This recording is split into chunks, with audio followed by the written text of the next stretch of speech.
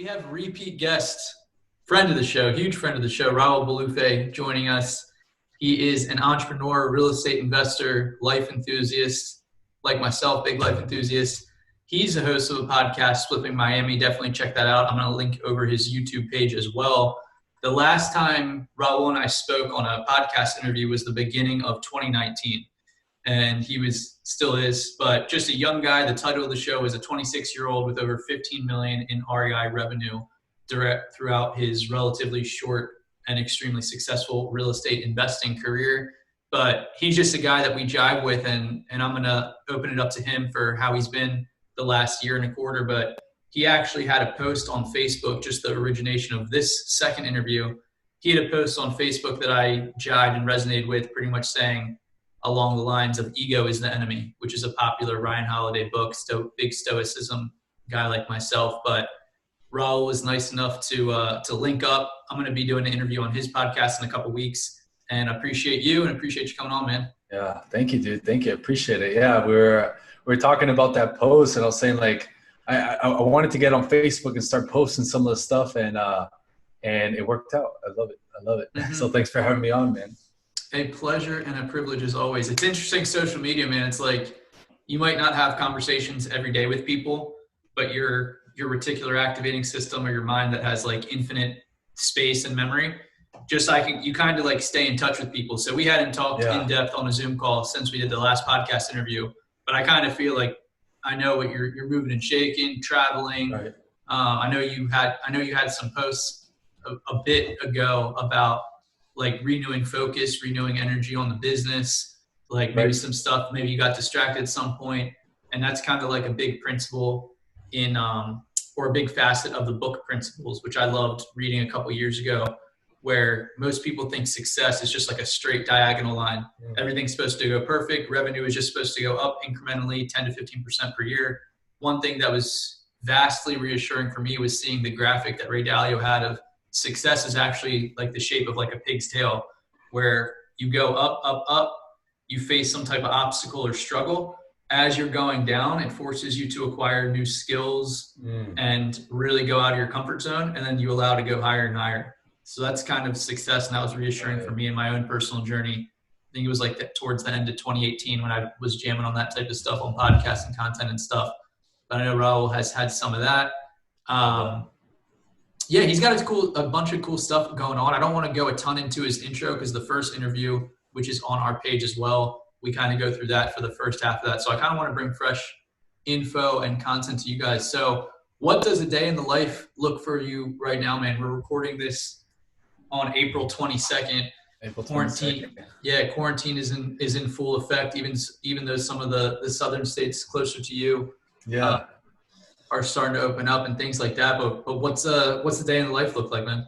Yeah, man. So it's funny. Last year today, I spent 420 in Jamaica. It was just something I've always wanted to do. So now I'm at home. But basically a day in the life, pre and post quarantine. Man, I get up pretty early, or I'm not a 5 a.m. type of guy. I'm more of like a 7 a.m. type of guy. Wake up like at 7. I do a little morning routine. Morning routine lasts me about 40 minutes. Then after that, I just start jumping into business, man. I mean, we're still pretty heavy in the wholesale stuff. I got some rental properties, and it's pretty much it, man. But I try to keep it nowadays pretty chill. I'm a lot more chill than I was probably like in 2019. I hit it really hard for the first like 4 or 5 years in the business, and now I think I wouldn't say I'm taking a year off. I'm just like taking a year like with one step back, and I want to reanalyze stuff, and we can get into it. But that's pretty much it, man. Nothing too special there.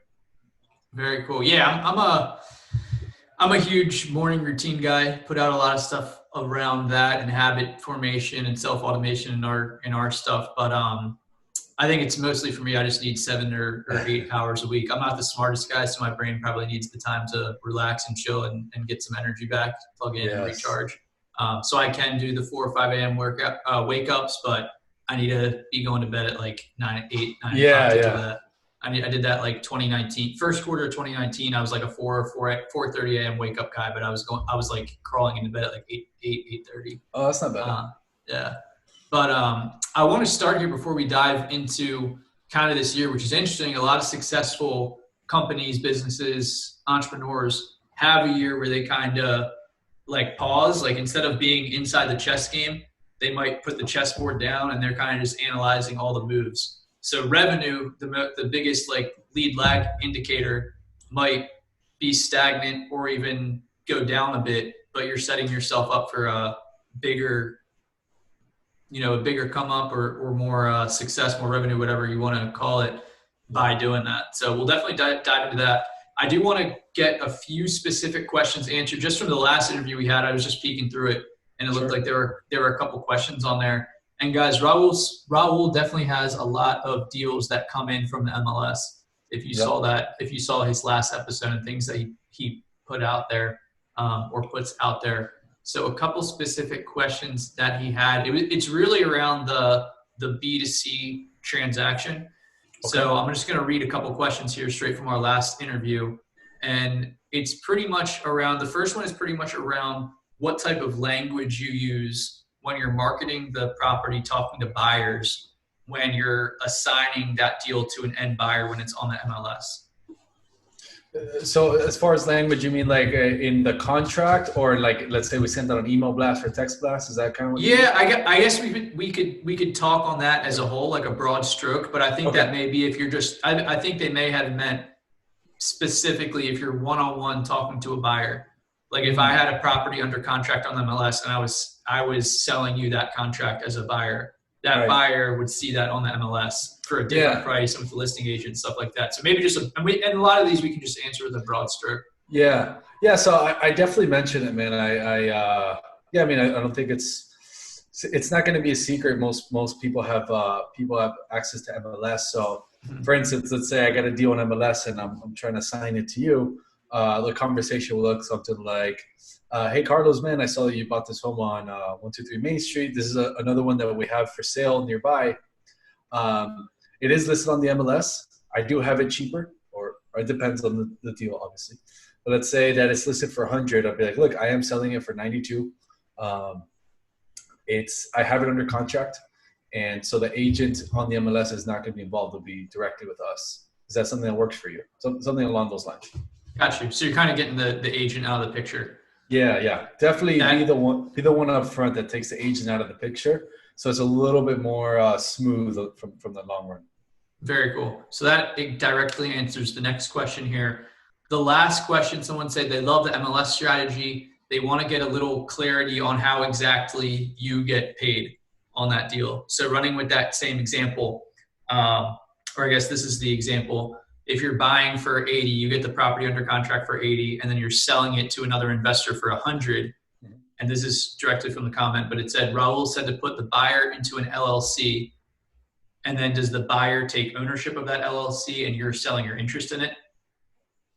I've heard of that, but maybe our words got maybe a little bit mixed up. But so basically it's just a regular assignment. So if I got it for 80, I'll assign it to the buyer for 100.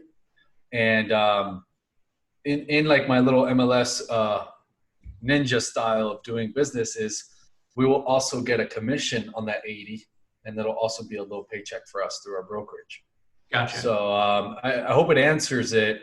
Basically a regular assignment, unless there's some kind of like crazy deal, then maybe you got to transfer LLCs or something, but really regular assignment or double closing if it's an REO or a short sale. Gotcha. And yeah, they have a piece about the agent too. So a lot of that was kind of getting the agent out of the picture. Yeah. Cool. So I'm going to tag the people that were nice enough to check out that interview to make sure they hear this, and also Raul's YouTube channel, because he's putting out a ton of content, guys, that you guys will love. Let's go back to what this year looks like. You're kind of the military commander, checking systems processes, slowing things down a little bit. What does that look like for you, and what made you do that? So the biggest factor was revenue, for sure. I know you mentioned it. Between revenue and kind of like instinct, I think. So I felt I feel like pushing really hard this last year, I was swimming against the current. So for the past 5 years that I was doing business, the harder I'd push doing, making more offers, talking to more sellers, going on more appointments, typically the more results I'd get. And that wasn't the case this last year. So it worked for 5 years, and then the 6 year, something's not working. So I'm thinking, I don't think anything that crazy has changed. I think maybe there's something happening that I'm not catching. But let me take a step back and really just I'm still working, we're still doing stuff, but let me take a step back, slow down. Let me see what's happening. Why are we swimming against the current here? There could be something I missed. There could be changes in my local market that I didn't adapt to quick enough. It could be many different factors, and basically I'm on the journey to finding out.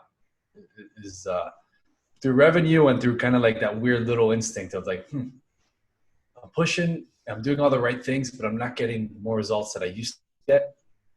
Something seems off. And then instead of continuing to push, let me take a step back to take 2 forward. Love that. That goes with the same Ray Dalio, success curve I was just talking about towards the beginning of the episode. Have you got any insights and doing the reflection stuff of how you might want to change things moving forward here, as far as either team structure or processes on how you're making offers and appointments? Or I'm assuming are mostly over the phone these days. Right. That's a good question. So basically, we started hitting off market really hard last year, way more than I did ever. So basically, MLS was still running at a way minor scale. I put my focus and attention on going on appointments, generating more off-market leads, kind of learning that whole system and process and really dialing it in. And that was one of the big golden nuggets for me. It sounds so easy, do off-market deals. That's what wholesaling is. But you have to remember, me, I didn't even start that way. That wasn't even in my nature. So I learned that, and that's been a big eye-opener for me. Wow, there's so many profits out there. There's so much off-market stuff in the sales and marketing side. Mm-hmm. And I think from taking a step back, that allowed me to kind of open my eyes to that. And as far as team and stuff, I think it's allowed me to see the value in the virtual assistants, virtual teams that can be possible. I've always been a big in-office person and whatever, but allowing me to step back and talk to knowledgeable people, Brandon is one of them, and explain to me how this whole virtual thing works, and allowed me to really soak it in. Man, this is so possible. This is very possible. So I know it's a long answer to a question, but definitely has opened my eyes to the off-market stuff, the virtual stuff, keeping teams real efficient, things like that. Yeah, Brandon Schwam, very good buddy down there in Miami, runs completely virtual operation, multiple markets, focuses on texting for off market as far as his lead gen. But I love that, man. And reflection is a huge part of life. Me and you are both big on that. I want to talk, and I guess one thing for the off market guys, as I mentioned, Raul was specializing and dominates making MLS offers. On the last interview, we were talking about Raul's in some really big high-level masterminds. So all these older, I'm not going to say old, just older guys, 30s, 40s, 50s, they're coming to Raul man, how are you getting deals on MLS? It's impossible to get deals that are listed. And I know it's just a general rule of thumb for wholesaling clients that I have or members that I have, it's if a lead is listed, most people are going to be don't waste your time on that. Let's work on even a more cold motivated lead that's not listed yet. But Raul's it's mindset. If you believe that, that's what's going to happen to you. But if you believe that you can get deals on MLS, that can happen. These people have some motivation to sell their house. If they're listing their house with a retail agent, why can you not come in, provide a value to them? And then it's just a numbers game. I don't know if you have the metric top of hand there, but how many offers you have to make on the MLS to get something under contract? It's about 45 right now 45. For us. I tried testing this with different people, but it's very different in every market. But yeah, I think for a very competitive market, I would say it's above 40. If you're probably in a watch a chuka or some shit like that. Yeah. Probably be like 10 offers or something. But yeah, so that's a very interesting point, man. It's the belief. I spoke with Kent Clothier, and he's like, dude, you'll never believe this, but the way that I started wholesaling was actually on the MLS. And his father, that it's kind of like their partners now in the whole his investing, like they didn't really believe him until he brought it to the company. Like, dude, just do this, just do this, just do this. And they buy to this day a bunch of deals on MLS. So it's really, it starts with the mindset thing, man. Yeah, 100%. Everything is mindset. Yeah. What's your opinion? Is it kind of like if you have a operation that's based on making a lot of MLS offers versus if you're focused on doing direct to seller marketing with whatever you want to do, direct mail, texting, ringless voicemail, paying for online traffic to your site? Is it kind for you as the operator that's been in both? Is it kind of weighing the not only the amount that you would have to pay teammates to make MLS offers and having those systems and structures in place, which is going to be leaner, versus just paying the marketing costs and having that ready to go and just being ready to handle inbound leads? What's that kind of like when you're weighing kind of both? Because I assume they're vastly different where there's no marketing for the MLS, making offers on MLS. Yeah.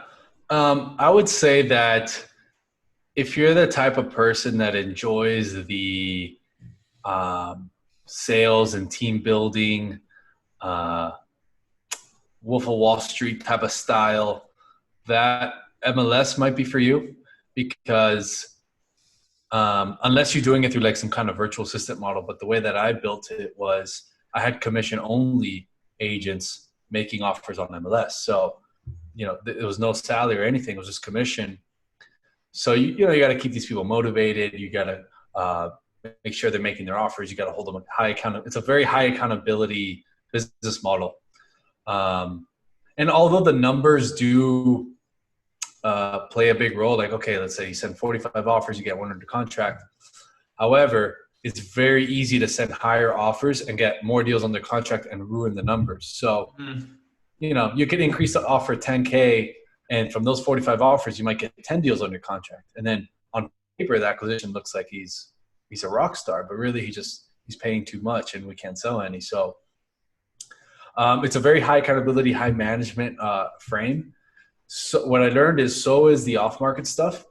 I would just say that depending on your market, in my market, and this is one of the reasons I stopped doing it so much, the ROI or the ROT, the return on time, is so much greater in off-market as opposed to MLS. It might have taken us, let's say, a whole month to get maybe 2 deals and nets us 20K. And it might take us, a whole month to get us 1 deal and nets us 40K on off market. So I think the return on time is greater on the off market. However, there is the money that needs to be invested in the caller or texting or whatever you're doing. Mm-hmm. So right now I'm trying to figure out how to get both integrated in a pretty seamless fashion.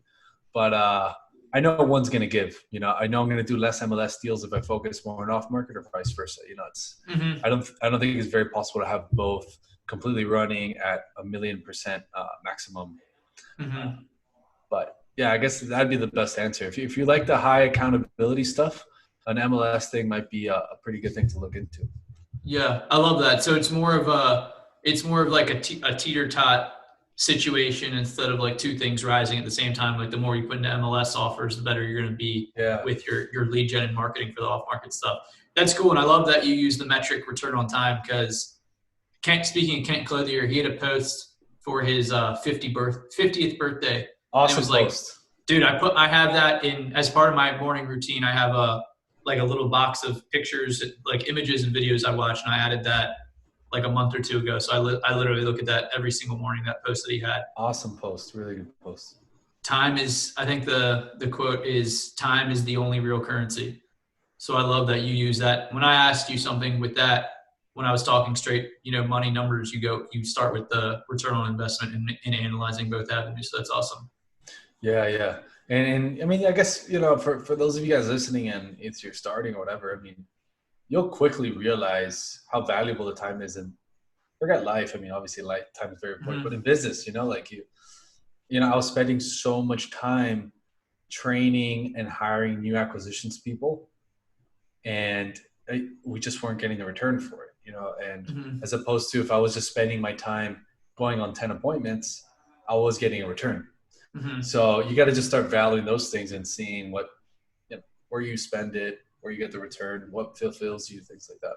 Yeah. And a lot of things, like especially for me the last few years and a lot of entrepreneurs that I talk to, if time was an unlimited thing, you had like unlimited time in the day and you live forever, and it's a good problem to have. There's so much stuff that you could do.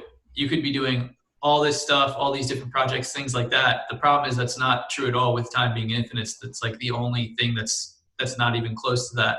So you have to pick and choose your battles, so to say, on what you actually want to go out and accomplish. Because with shiny object syndrome, and really as you're listening to more podcasts, networking and stuff like that, shiny object syndrome isn't bad. You should be having, it should be a direct correlation of how much opportunities and offers you get presented to, you know, the more you are around successful people and the more action you're taking, stuff like that. Yep. So you really have to pick and choose your battles. I think that might've been on one of Ken's top 50 things is learning like to say no or something like that around shiny object syndrome. But you did a good job of breaking that down, you know, for somebody who's been in the game, what, six years, I think? Yeah. 6 years, just seeing the return on time. And if it is somebody, whoever's listening, this is going to be beneficial for anybody doing real estate out there, but this is good knowledge to be soaking up, even if you're a beginner, to kind of think about the return on time stuff right at the beginning, or even if you're more seasoned like Raul or a, you know, expert like Raul. If you're not thinking about that, definitely put an emphasis on it. Yeah, dude, it's big for sure. It's huge. Yeah. I want to talk to you a little bit about just the post that you had where we got connected, where you pretty much, and I know this is in your reflection time. You're taking this year to make some militant strategic moves, but you had a post along the line saying that the ego is the enemy. Yeah. So I kind of wanted to ask, one, what made you post it? And two, what does that really mean to you in life and business, everything like that? I love that. Yeah. So why did I post it? Great question. So I and that one I posted on Facebook. I've been I see like Kent and I see, you know, a bunch of guys that actually have impact in whatever they do and they use Facebook. So I'm like, yeah, I'm an idiot, man. I'm trying to help people, or I'm trying to be a good influence to people, whatever. And I'm not even using Facebook. So what I did was I created, I was just telling you, I time blocked like maybe like an hour or an hour and a half. And at just me and my computer, and I just started writing. I started writing like quote, like it was things either I listened from other people, like that's a Ryan Holiday book title and a quote. But I started writing my own quotes and stuff until I wrote like 50 of them. And then I stopped. And then I'm like, okay, I'm going to post these on Facebook like every other day. So the reason I posted was really just to get on Facebook and start reaching people again. And I had read the Ryan Holiday book, Ego is the Enemy, for the second time, maybe like 2 days prior. And it's just a good book, dude. It's a good book. And I think it's important to, number one, it's important to read. And I think like when it comes to business and success and like stepping back and going forward, you have to kind of keep your pride in check and keep your ego and stuff in check, because there's so many opportunities that might come your way and you're like, I'm too good for that or something. And it's like, man, your pride could just mess you up with a really good opportunity. And I don't know, I just had the urge to read that book and kind of just share with people again. Love that. Yeah, man, I read that one maybe like 3 or 4 years ago. So I had to go back through my highlights and notes. But more recently this year or towards the end of last year, I read Stillness is the Key. I got to get that one. Book. Yeah. Really, really good book. And the whole like ego thing, and I am not an expert by this on any means. I'm just somebody that's super into kind of learning stuff in a book or content and experimenting and tracking it on myself and see how it works. But ego is one of those hard things to define. So don't be too hard of a judge on me and Raul as we're trying to go through it. But it's kind of like over-identificate. I would try to say it from either like what I read from Ryan Holiday or Eckhart Tolle. Most recently, I've been told I've been jamming on the New Earth book. It's kind of like identifying with either like a certain like thought or emotion or how you see yourself, like even like a real estate investor example for you guys. And it's really easy to be like taken off track of what your sole purpose is or what your goals are when something becomes out of alignment with that. So let's say you have a down year in business as like a real estate investor, and you're catching up with your friends and your family and they're asking how you're doing and stuff like that. And you're first, if you over identify with just like, man, my business did 80% of what it did last year, 70% of what it did last year, that's a little bit of like a dysfunction in the ego when you're responding solely to just like your business title instead of like you as a person. So it's like a mixture of that, and then also just not like kind of like being in dysfunction with the present moment, which is like a super, super important thing. That's almost like the 80-20 within the 80-20 of everybody who's on here has probably YouTubed or heard like billionaire morning routines, or at this point in 2020, which I'm absolutely in love with, like it's just common knowledge for entrepreneurs or people that look into personal development, like meditation is good for you, or breath work is good for you, reading is good for you. The 80-20 or underlying thing of all of that is really like locking into the present moment and kind of like negating the past, because like none of the past matters in what you're taking action on and trying to build today. The future matters, but it's not more important than the present moment. So kind of all that stuff like Raul's reading on the Ryan Holiday book and the stuff that I like to read, which is the whole reason why we got this interview started, is kind of based around that, like letting go of those identifications that you have either with like your title as a real estate investor, or some people even have ego type posts like how much books they read or like all this type of stuff. Right. You can get through life and, quote unquote grind and have a quote unquote successful life and business by doing that. But when you can kind of learn to dissolve those type of things, it's like more authentic, more organic, and probably quote unquote more successful when you go about doing it like that. And another point from that book, which is cool, and I have like a whole outline I'm going to put together and might do a separate podcast, but I'll jam on it here just for a minute. So if you don't like this type of stuff, feel free to fast forward ever. But one thing they talk about, which goes right into this, is like the paradox of greatness. So everybody, and it's like I'm included in this 100%, still am, but I'm working against it. So it's same thing. So if you guys are into personal development, miracle morning, like making morning routines, because you hear all these millionaires, billionaires doing stuff like that, a lot of the foundation of that is casting out this future vision. Like, oh man, like if I was doing like, oh man, I want to be like Raul. Like I want to have an office in downtown Miami, be able to go to Heat games, roll around in a red Porsche, all this stuff. So your future portraying all these images and kind of not just material stuff, but just kind of stuff way down the line. The paradox of that is to get there, it's all these little tiny incremental things that you need to be doing day by day, hour by hour, week by week, all that type of stuff. And it's really, really small things consistently done over time that get you to that greatness. So when you over focus like on that mental abstraction of greatness, that's also kind of like an ego thing too, where any day that you're not living that perfect vision of rolling around in a red Porsche with $100 million in the bank, you get like down on yourself, or like you might not be as productive. You might not bring full energy and enthusiasm to your relationships and stuff like that. So that's kind of the paradox. Like to get there, it's good and amazing to have those goals or those images, but never, never, never at the expense of like the current moment that you're locked into and taking care of your daily consistent things that are going to give you like massive power compounded over time. Yeah, I think that, and you said so many like key ingredients there, and I think so many things that people might get caught up with, and it's like you said, none of us are professionals here about the subject, but we could only like read and try to implement and just share our thoughts, and I just break it down like the ego is kind of like the big pride muscle that you might have, and to kind of overcome that, just be okay being a student, be okay. Like I've literally been writing notes as I've been talking to you. I just kind of catch things. I love that. I interviewed James. I wrote notes with James. I interviewed Nelson. I wrote notes with Nelson. So like, that's awesome. You have to be okay that like you're not the smartest, you're not the best, and even the best is not the smartest and the best. So it's not like you particularly. It's just any one self, I guess. I think once you become okay with that, it kind of like shifts your perspective a bit. I mean, I don't know. I want to know what your thoughts on that are, but like going to these masterminds and going to seminars and reading is so humbling. It's like, wow, you think you're doing something and this guy's doing it. And it's not like a jealousy way. like this guy's doing, 10 million deals. It's more like, wow, that's interesting. He must have had a crazy journey to get there. I'm curious to learn what happened there. But at the same time, I could learn from the guy who just did his first deal through Facebook ads. I'm like, holy shit, how did you do that? Oh, well, damn it, that guy called you, and how did, like, you can learn something from everybody. I think accepting that is like a big part of like reducing that ego, that pride, that like that portion of you that's like, I don't know, kind of like jealous about things.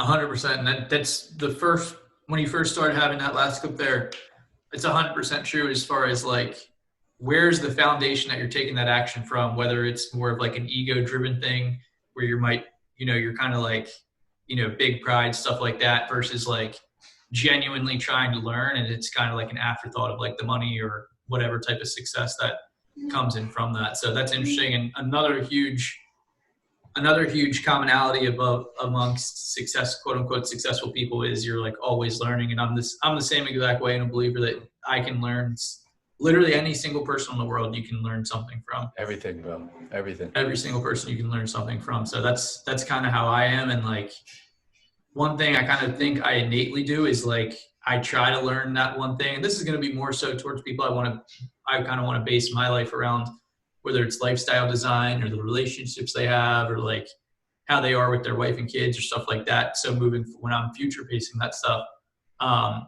is trying to take the best facets of any single person, whatever it is. Cause like you said, if one person is like a master, could teach one thing, you could really mold that into your own like DNA and operating system. So kind of so when you are more present with people, like if me and Raul are just talking here, I have a couple bullet points like I typically do on a second screen or right here, just to make sure I hit on certain points. But really, if you're super, super locked in and present, and I don't want to get too mindful if I lose some people here, but this is extremely applicable for real estate entrepreneurs, because this could be the relationships that you have with your team or employees, the people that you're networking with. And this is something that you can even put a priority on this type of time where the world is all kind of like on one page together. This is maybe the best time to learn about that type of stuff. And the last book that I was just referring to, I started reading like, I think the first week of quarantine, like mid-March, and really resonated with me, because this is one of the first times in like the history of the world, or one of the few times, that everybody is kind of going through the same exact thing. Like everybody is pretty much quarantined. First time in my life, there's never been any pro sports, which has been a massive, turning itself. Can't go to any Heat games or anything down there, or Dolphins games coming up when that NFL season rolls around. But yeah, this type of stuff is the super, super deep foundational stuff that you can look into, whether it's reading or checking out, even just probably hearing this on a podcast. If you're not into that stuff too deep, even just hearing a little conversation with someone that's massively successful like Raul is going to turn on a little light and help you guys out. Yeah. So I'm pumped for that. And one thing, just going along that path, like the best way, in my opinion, like it massively helped me, like my going into my senior year at college, just starting to read, because like I didn't really like reading at all.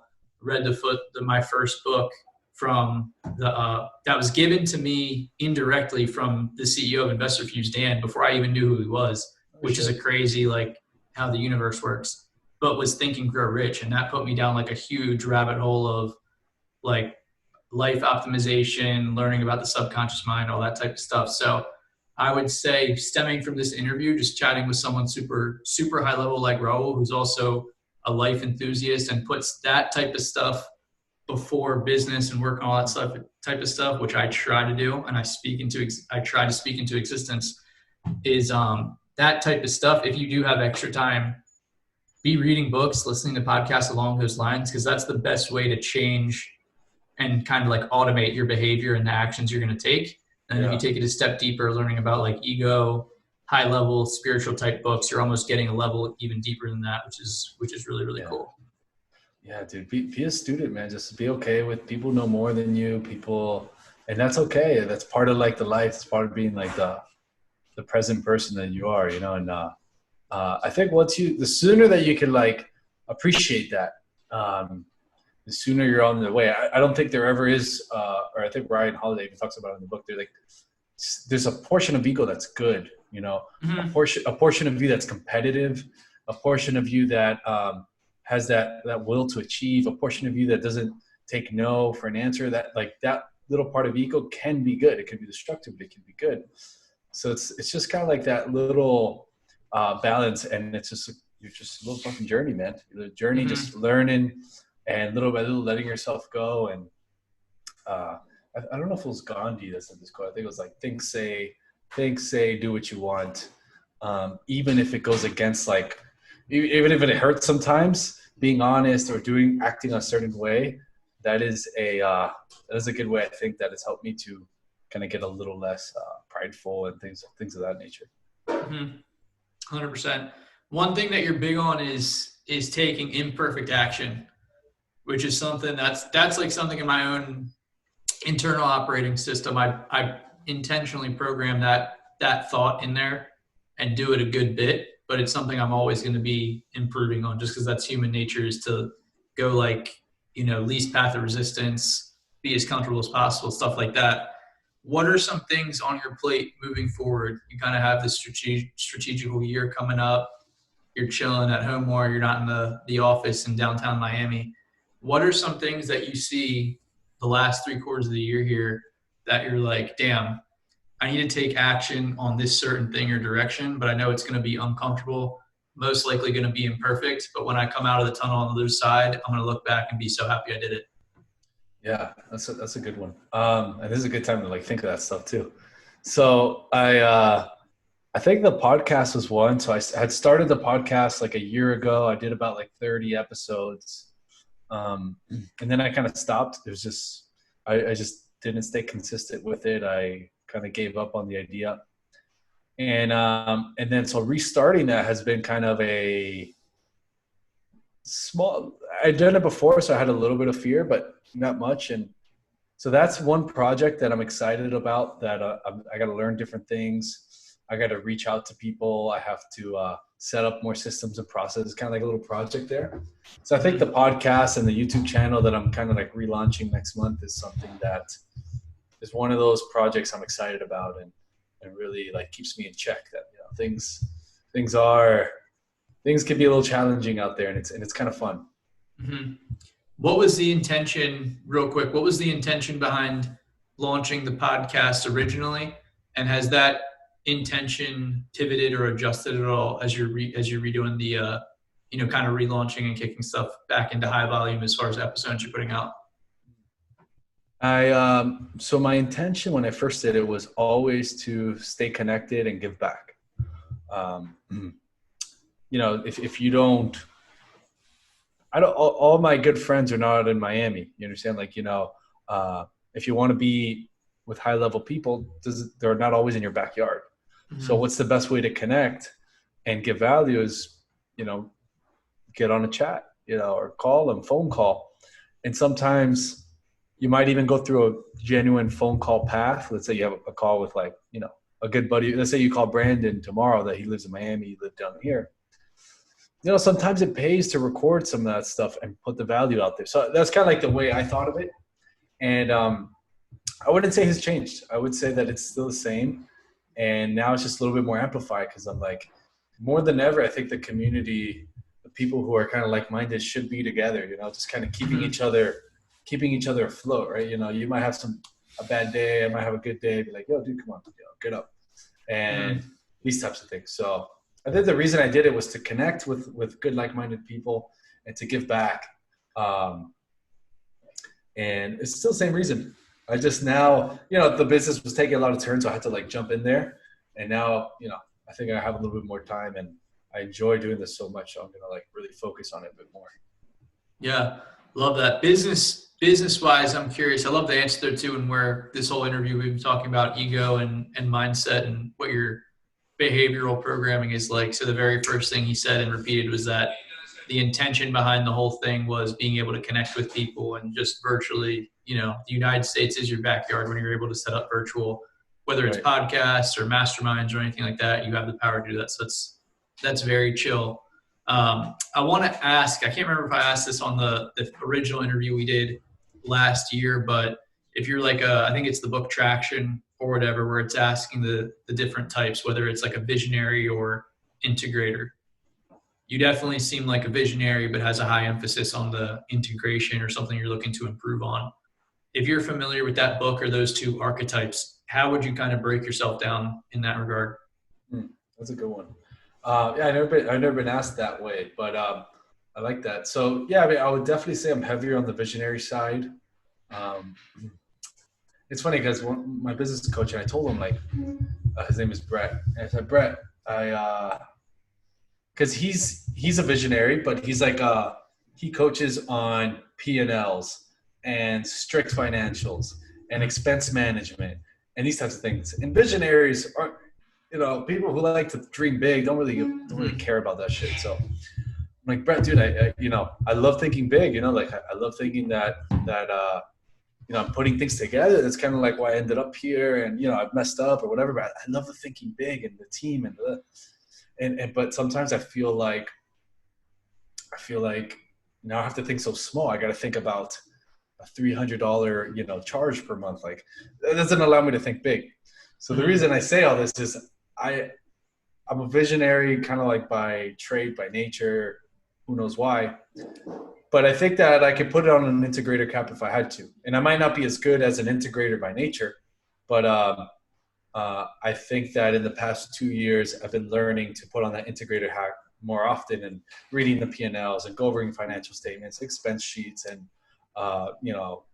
returns and ROIs and percentages. I feel like you need that to bring out the best visionary side of you as well.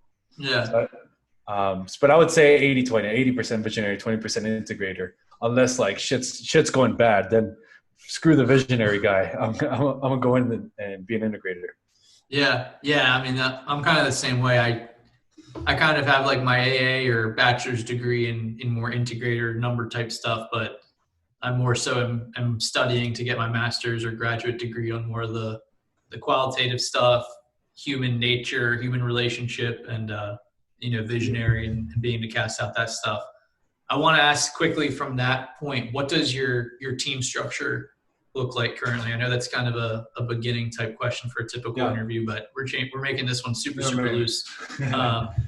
So is there a partner there that helps with the integrator? Kind of like, what does your operation look like from top down, starting with you?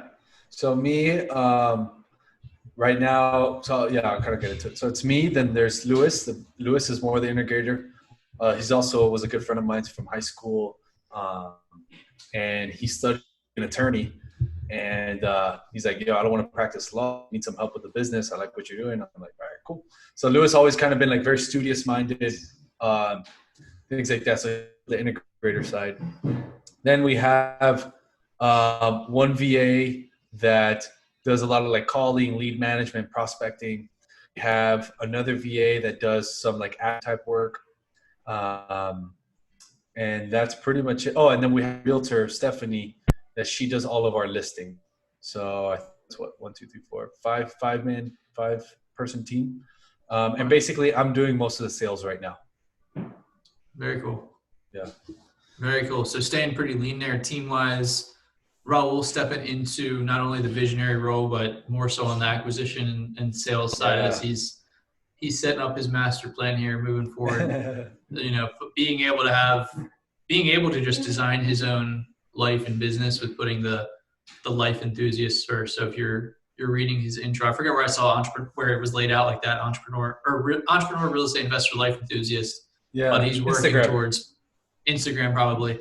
He's working towards putting that the other way around. Raul Bolufe, life enthusiast, podcast host, entrepreneur, real estate investor, all the way around. Yeah. So that's awesome, man. Last question for me, and a lot of these questions I'm actually saying off the dome here, so this is pretty cool. I had a couple just notes, but most of these questions I'm saying off the top of my head. Last question before I ask for any type of like last best advice or just strategy, insight from someone, as I mentioned, who's super successful in both their lifestyle design and business. If you're familiar with the January letter exercise, I don't know if Sean Terry coined it, but I think that's the first person I saw do it like four or 5 years ago, something like that. If you were to write a future letter to yourself 1 year from now, but you're writing it like in the present tense, like my life looks like this, XYZ, May 1st, 2021, ideally, what would that letter look like as far as your ideal lifestyle design and business?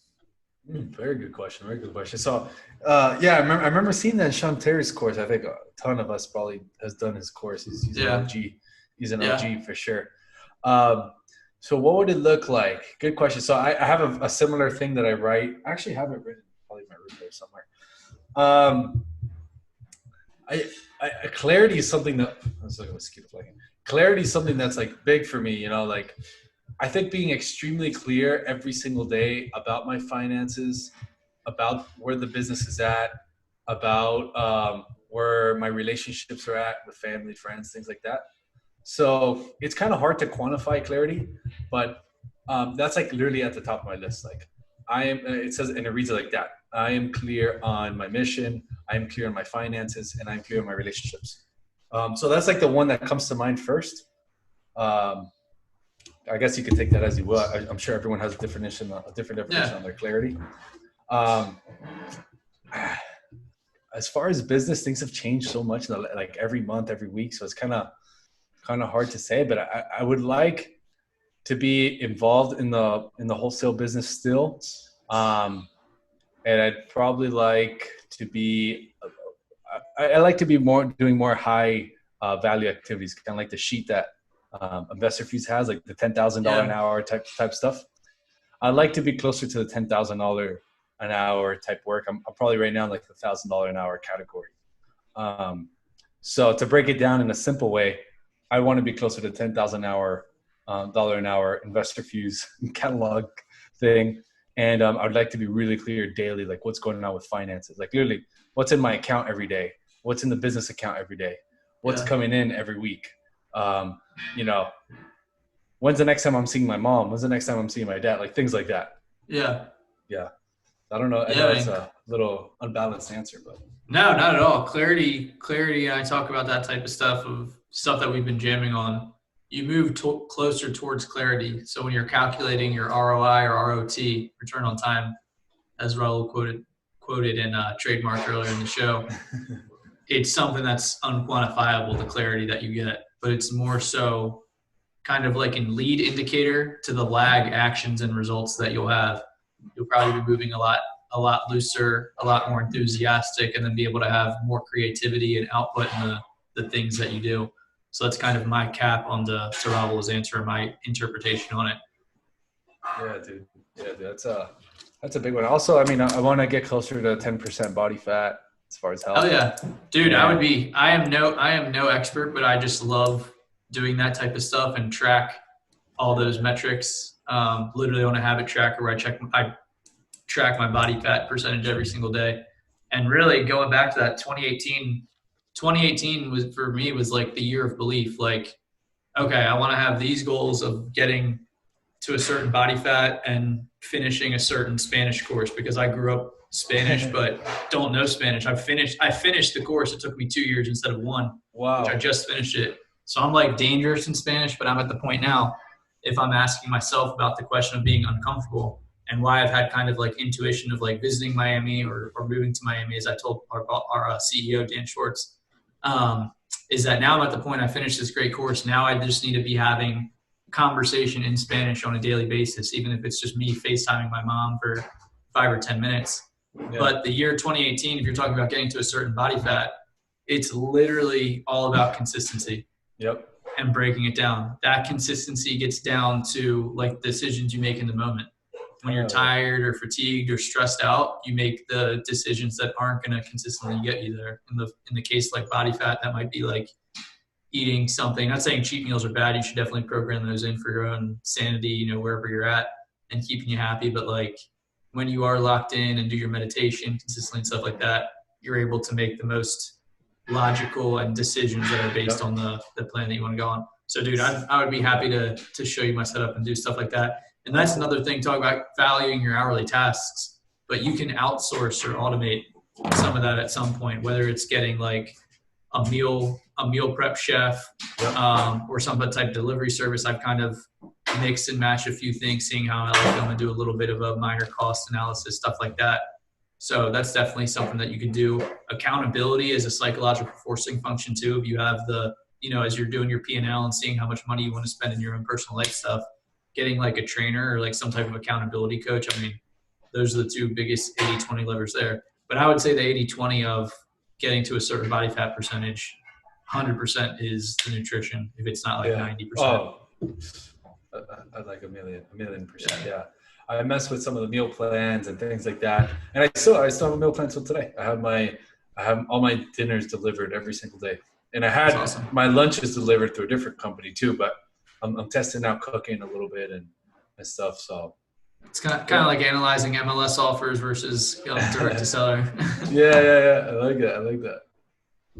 Cool. Well, man, been an awesome interview. Do you have any final words here from the man, Raul Bolufe? I feel like there'll be a future interview on deck at some point here when we get aligned. But any closing words, thoughts, insights? No, man, dude, I want to say that I definitely think you guys have, especially you have a pretty good talent when it comes to the way you format and ask questions. And the way that you guys like set it up. So I really kudos to you guys. I think it's really cool how you've been able to do that. No, man, last minute stuff. I'm no one really to give too much advice or anything. I'll just say, just keep pushing wherever you're at. Just keep pushing. Learn from people like Carlos. Get on here. Like, I don't know, just do stuff, dude. Just do stuff. Even in these crazy times, all the interviews I've done with people, and I'm sure all the interviews you've done, the successful guys are still doing shit, even if it's imperfect, even if it's like working 2 hours a day, like they're just doing something. They're organizing, they're reading something. So just do something. Mm-hmm. Have the belief instilled. I'll kind of do a spark notes of Raul. Have the belief instilled. That's really one of the most important things. Believe you can do it before you can do it. Go out there, take imperfect, massive action.